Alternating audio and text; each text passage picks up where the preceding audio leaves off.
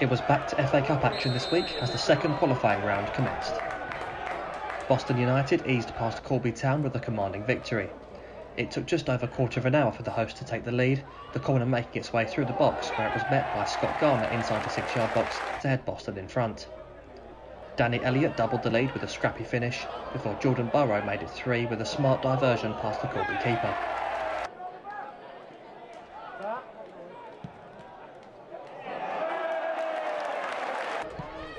It was 4 before half-time as Fraser Preston was played clean through and made no mistake with his finish to all but wrap up the tie.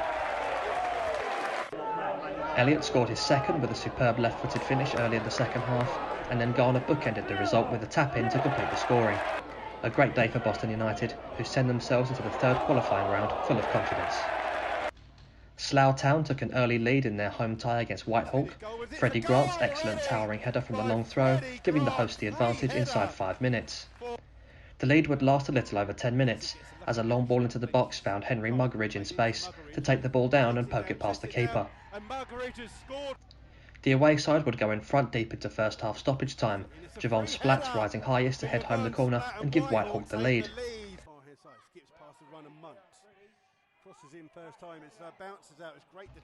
James Fraser wrapped up the win in the second half, completing a brilliant counter-attacking move by latching onto Omar Lawson's inch-perfect through ball and putting his first-time finish past the keeper to book Whitehawk's place in the next round. Towards Fraser, it's free for Whitehawk. Game set, good night. Bye-bye Slough, you're out of the FA Cup. Whitby Town dominated the first half away to Prescott Cables and even had a penalty saved, before Josh McDonald finally broke the deadlock on the stroke of half-time with a poacher's finish inside the 6-yard box. Prescott had their chances to equalise in the second half, but were undone by a disastrous error 15 minutes from time, Mitchell Allen's ill-conceived attempt at playing sweeper keeper, allowing substitute Bradley Fuster to loft the ball over his head to double Whitby's lead.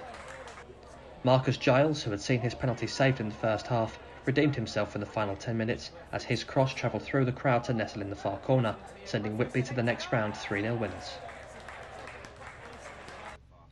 Paul Town and Chippenham Town will go to a replay after their tie ended in a 1-1 draw. Home side Paul opened the scoring midway through the first half, Chippenham's keeper not quite able to hang on to the long-range effort, Luke Burbage reacting quickest to tap in the rebound. Alex Bray levelled the scoring 10 minutes into the second half as he met the cutback in plenty of space to smack the ball home, sending the tie to a replay to decide who will progress. 3 goals in each half sent Bromsgrove Sporting to the next round at the expense of an overmatched Worksop Town. The writing was on the wall early for the away side as Nathan Hayward's tap-in inside 5 minutes signalled what was to come. It would take almost half an hour for the lead to be doubled, however, Joel Kettle meeting the free kick at the back post to scramble it home. If the first 2 goals were perhaps a bit ungainly, the third was as good as they come. Cameron Ebbott controlled the ball with a neat first touch before lashing a thunderbolt into the bottom corner to send Bromsgrove in at the break 3 goals to the good. Ebbott doubled his tally at around the hour mark to make it 4, with 2 further goals coming in the final 10 minutes to complete the rout. Hayward scored the pick of the bunch with a superb acrobatic volley, and then Will Shorrock wrapped things up with a neat left-footed finish.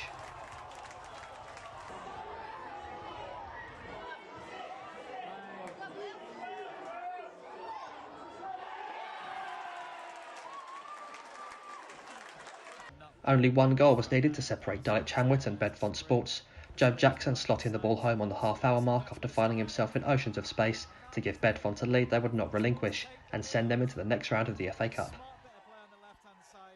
Banbury United came from behind to snatch a late win away from home to Nantwich Town to book their place in the third qualifying round. Nantwich had taken the lead through Jimmy Laurie's far post header after 20 minutes, only for Morgan Roberts to draw Banbury level just before half-time with a tight-angled finish after stealing the ball from a defender.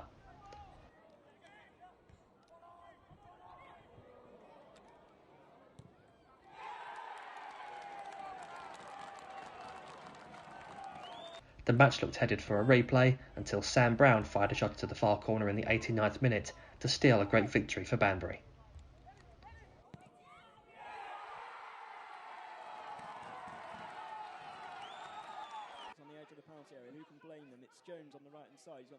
Omar Holness's late header was enough to see off Shaftesbury United and send Bath City into the next round of the Cup.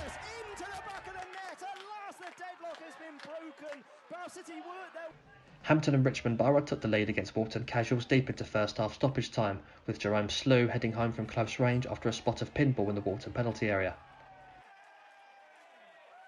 The second was a gift, a misplaced backwards header by a Walton defender sending David Fisher through on goal, the forward guiding the ball over the oncoming keeper to double Hampton and Richmond's lead. The visitors were given a chance to put the nail in the coffin in the 89th minute, as they were awarded a penalty for a handball, Sam Deadfield sending the keeper the wrong way to wrap up the win.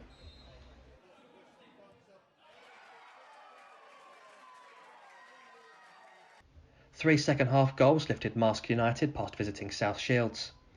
Adam Boyes opened the scoring 10 minutes into the second half, turning his defender in knots before firing a left-footed volley into the bottom corner. As good a finish as the first goal was, the second was even better.